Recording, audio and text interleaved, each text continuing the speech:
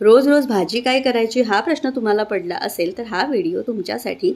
इथे वांग आणि बटाटा मी चिरून घेतला, उभे काप करून घेतले त्याचे आणि मिठाच्या पाण्यामध्ये भिजत ठेवले। बटाट्याची सालं नाही काढली आहेत, सालासहित हे बटाटे घ्यायचे, खूप छान चव लागते।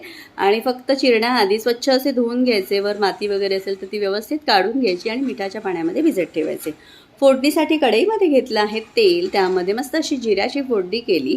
त्याचबरोबर मी यामध्ये लसणीच्या पाकळ्या घातल्या 3 ते 4 ठेचून, कढीपत्ता घातला आणि 3 जास्त तिखट हिरव्या मिरच्या असतात ना, त्या उभ्या चिरून घातल्या।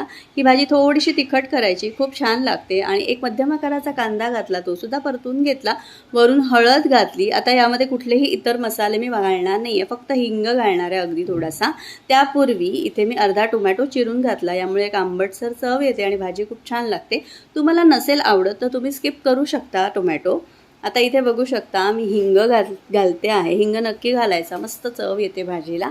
आणि सगळी फोडणी छान अशी परतून घ्यायची। आता ही परतून झाल्यानंतर आपण वांग बटाटा जे चिरून ठेवलं होतं ना, ते यावर घालायचं। ही वांगी आपण जी भरली वांगी करतो ना, त्यासाठी जी वांगी वापरतो ती मी वापरली आहेत। आणि आता इथे बघू शकता ही मस्त अशी फोडणीमध्ये परतून घ्यायची भाजी। आता यावर झाकण ठेवून, झाकणावर पाणी ठेवून वाफवून ही भाजी करायची।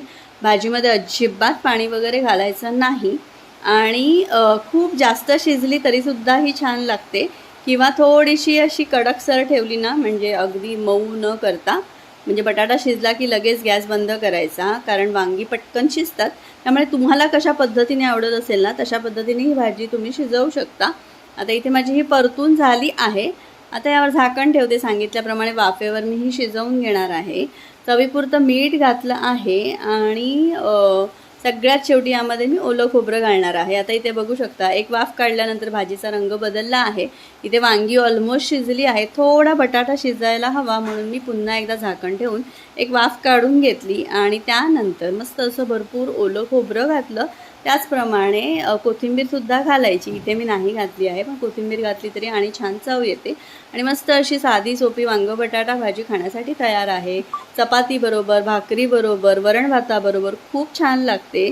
आणि कधीतरी भरली वांगी आपण नेहमी करतो, तर काहीतरी वेगळं आणि अगदी झटपट बनवायचं असेल तर ही रेसिपी तुम्ही नक्की बनवू शकता आणि खरंच खूप छान लागते। नक्की करून बघा, तुम्हाला कशी वाटली मला कमेंटमध्ये कळवा। आणि आणखी कुठल्या कुठल्या भाज्यांच्या रेसिपीज बघायला आवडतील ते सुद्धा सांगा। आणि आवडले तर चॅनलला लाईक करा, शेअर करा, सबस्क्राईब करा। अशाच माझ्या छान छान रेसिपीज पाहत राहा। थँक्यू।